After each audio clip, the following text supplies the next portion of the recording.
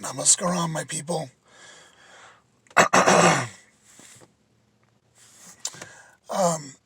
Been a long time since I made a video. I say that a lot. I'm on furlough from my job, and the kids keep me busy though, man. I wake up, cook for them, play with them, watch TV with them, break up fights with them, so forth and so on. Being a parent. So this is the first time I've had to make a video for my people. And what I want to talk about today, my friend sent me a message on Facebook, a post, and it said, love without reason. And I'm like, yes, that's it. That's what enlightenment is. We are allowed to be angry with no reason, grumpy for no reason. Well, just grumpy. No one looks down upon you for being mean for no reason. But if you're joyful for no reason, and you smile with unconditional love at people, they think something's wrong with you. It's the opposite of how it should be. Love without reason. Love without fear. And I don't know how you are, but for me, that's been a struggle as I've come on this journey. If I fight with my wife, what would happen if I just let the whole thing go? Whatever it was about. I just loved her the way she is and smiled and talked to her. Maybe not after the argument's done, not at that moment, but the next day and the next day. As opposed to keeping score. I mean, I'll get her for that. I'll remember what she did, how much it hurt, and I promise to pay her back. To love my wife and my kids and the people in my environment completely without any rational reason whatsoever. To me, that brings up a thought from I think the Course in Miracles. The non-judgmental mind is the enlightened mind. And this is true. Gosh, it used to be horrible. I would see people that would push the buttons of my ego, whether they're rough looking or gangsta looking, whatever. And like, God, what a scumbag. And just that energy would flow through me. That is the rational mind at work. That is those type of people in some way hurt me in the past, and I fear them, and therefore I hate them, and therefore I judge them whenever I see them or something that reminds me of this or that. Loving without reason. Smile at them. At least be kindness. I realize when people look in your eyes, they get a sense of your emotion, a sense of how you feel about them. It's interesting. I don't know, once about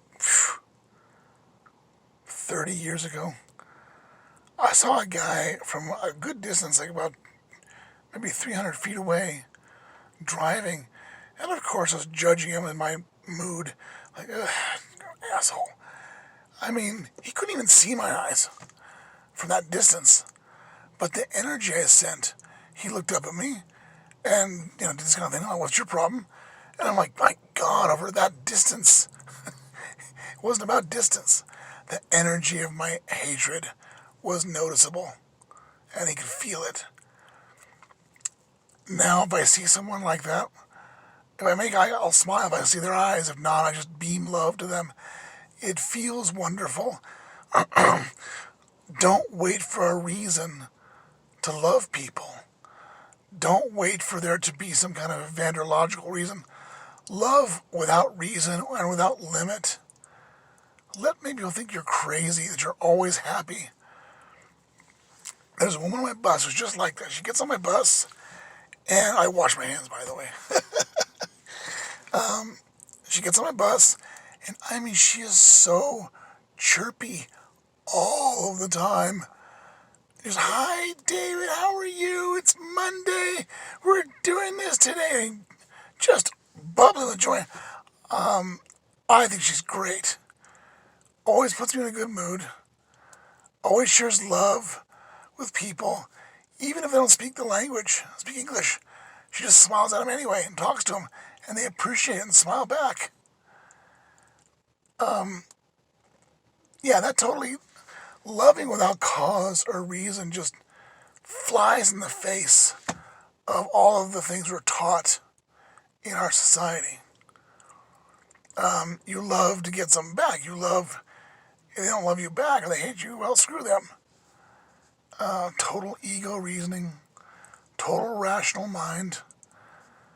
When you become love, right? If you turn off your thoughts and just be here, which is the same thing as being love, you'll find if you do that long enough, you won't need love from people. You won't need love from people. You are love, and you're complete. And you look for ways to give it to others. And that is the enlightened mind. That is what enlightenment is about.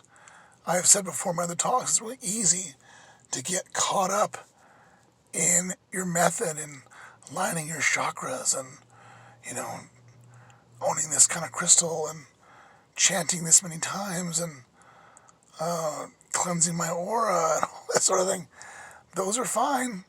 Those are things that we do. Love is the reason for all of it. All methods, bless Ram Dass, all methods are traps. You have to eventually get out of the trap.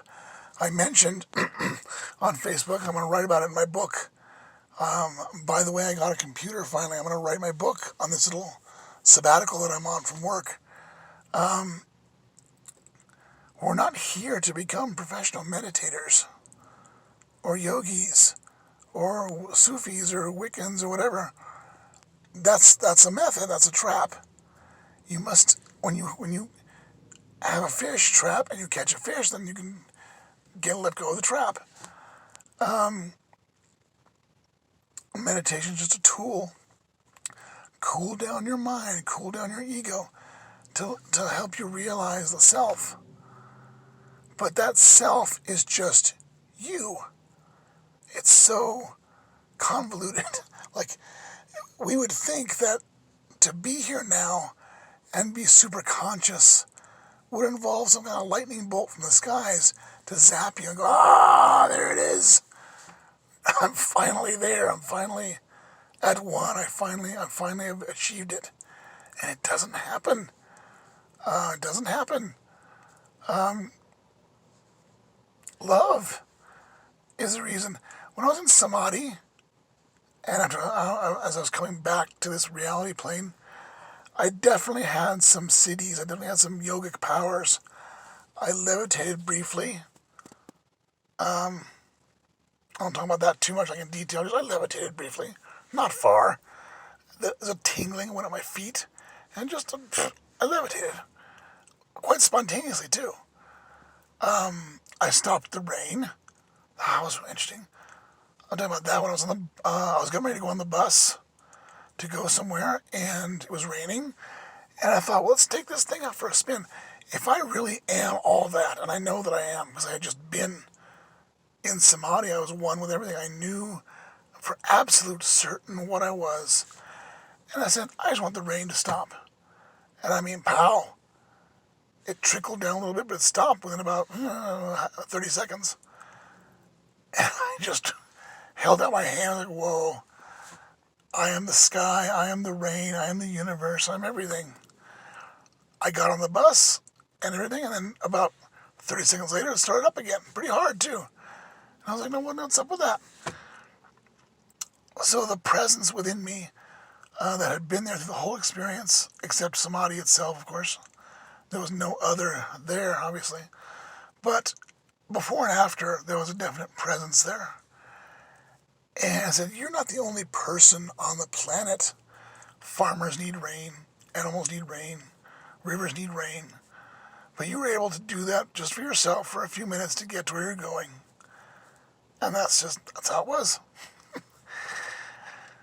I realized that with all that and the realizations and the energy of it, the love flowing through me, the realization of love on that level, on a scale where it was so fucking big that was alone reason to kind of be scared. A love so vast, a love so silent, love coursing through my entire being, my body and my mind both. That was far, far, far more impressive and important than would have been the ability to fly. This is why the yogi says siddhis are a distraction to the path because they're easy to become preoccupied with.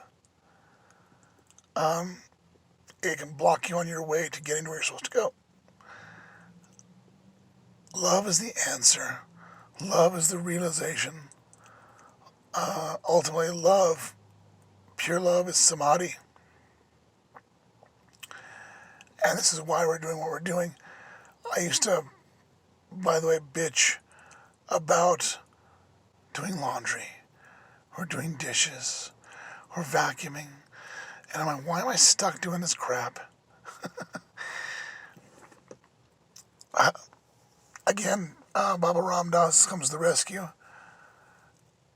When I see my wife and my kids, and my house for that matter, as God, which they are, then every meal that I make, everything I clean, every time I help them is helping God, is serving God.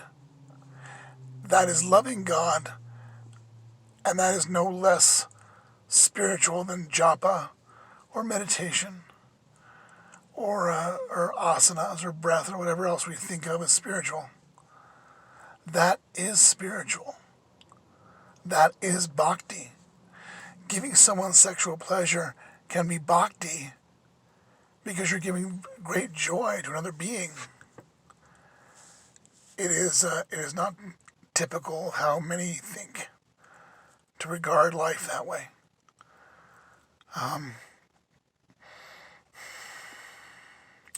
Love is everything. Love is everything. When I saw that, after I was on my way back from Samadhi, I had, my analytical mind is coming back again. And I wanted to look at this and analyze it. And I mean, sure enough, I couldn't deny what I could see.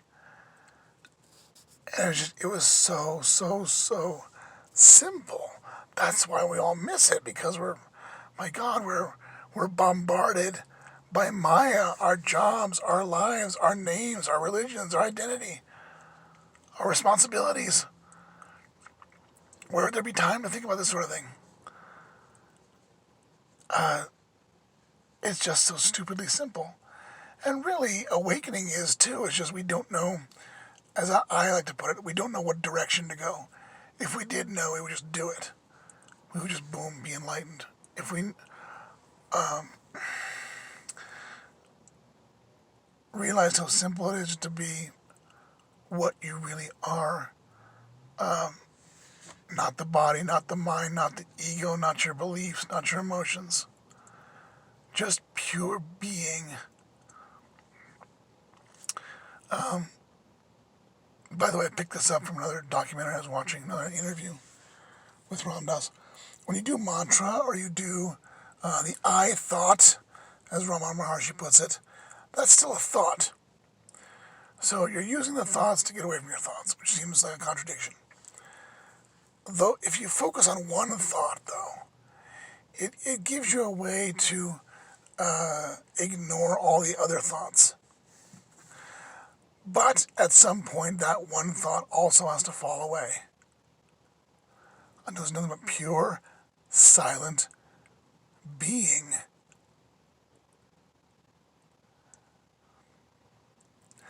At this moment, other than talking to you. I'm silent in my mind, and I'm just being. And I don't think samadhi will ever get bigger than that. It's what I am. It's just me. Me with no melodrama, not sifting through my memories and looking for pleasure and pain, and then coming up with regret and fear and guilt. Just pure being. And the nature of that being is love. Not love, the opposite of hate, which I say a lot, because I get accused of that. I get people say, hey, you're taking one side and trying to be that and ignore the dark and ignore that. I had a guy message me the other day. He's like, you should try the dark side because, there's power here. There's things that are dark and wonderful. I don't mean love, the opposite of hate, the way we think of it. I mean love, which the word is loaded. Maybe ananda, bliss, would be a better description. The substrate of all that exists. Beyond light and dark, beyond opposites, beyond polarity, beyond duality. There is a love that is very different from whatever you've experienced in this life. Very different, very just sheer power and size, scope. That will bring peace that is beyond understanding. The rational mind cannot understand it, grasp it, analyze it. Be here now. Turn off your thoughts or ignore them, if that's easier. Just let them fly by like clouds in your head. You watch them go, oh, look at that. Oh, if you're upset, I see there's upset there. I see there's pain. I see there's fear. Okay. Love it and be with it. You can be super conscious. You can be love. And you can love without any fear what anybody thinks, without having some rational reason for it. Just love so they think you're crazy. That's all I have for today. Namaskaram, my people. I love you all.